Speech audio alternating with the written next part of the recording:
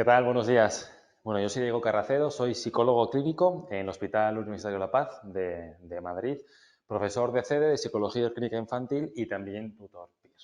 Os voy a contar en qué consiste la materia de Psicología Clínica Infantil, que en CEDE está dividida en dos partes. Una primera parte, que es la que yo explico, que comprende una introducción a cómo es la psicología cuando trabajamos con niños y adolescentes, todos los trastornos del neurodesarrollo y la psicosis infanto-juvenil. Y dejamos luego a otra profe, en otra parte, ansiedad, depresión, trastornos de conducta, etcétera. Lo hemos dividido así porque clínica infantil es una materia muy importante en el examen, unas 25 preguntas por convocatoria, que son bastantes, y esta primera parte, trastornos de neurodesarrollo y psicosis, tiene unas 8 o 9 preguntas por examen, que aunque no parezcan muchas, teniendo en cuenta que no es mucha materia, en realidad es una parte muy rentable de estudio. Además es muy interesante porque psicología clínica infantil es una asignatura que estudiamos para el PIR y que luego vamos a utilizar mucho durante la residencia y en nuestra práctica clínica.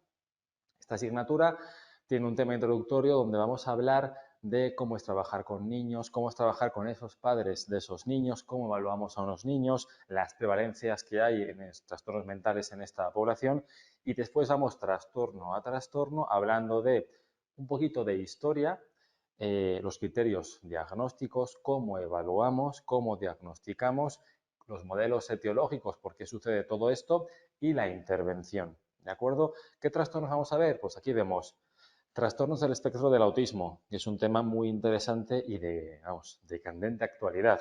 Discapacidad intelectual, trastornos de la comunicación, trastornos del aprendizaje, trastornos motores y TDAH. TDAH es uno de los temas más importantes en el examen PIR porque todos los años hay mínimo una pregunta de TDAH en el examen PIR.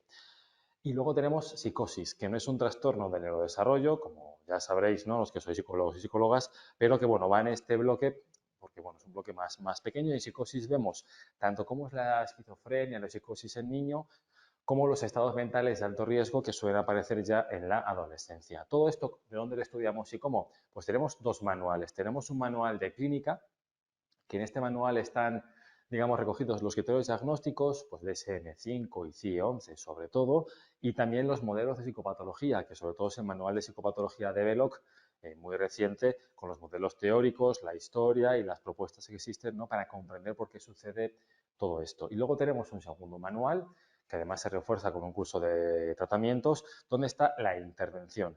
Aquí tenemos pues, el manual de Fonseca de tratamientos, los de Caballo y también los de Vallejo.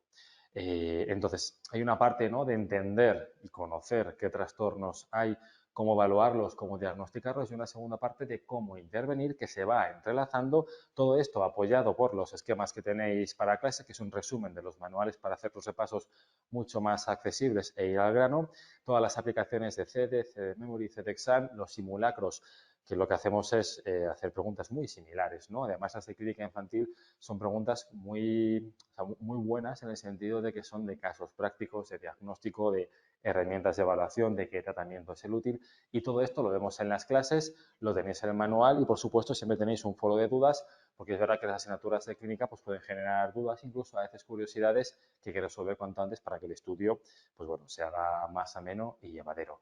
Así que esto es Psicología Clínica Infanto-Juvenil, es una asignatura interesante, que luego se ve en la práctica clínica diaria, lo que estudiamos y los test y los diagnósticos, y que además suele ser una de las que en el estudio PIR pues son más agradecidas. Así que nada, ánimo, os animo a atreveros con el PIR y bueno, pues mucha suerte, y aquí estaremos.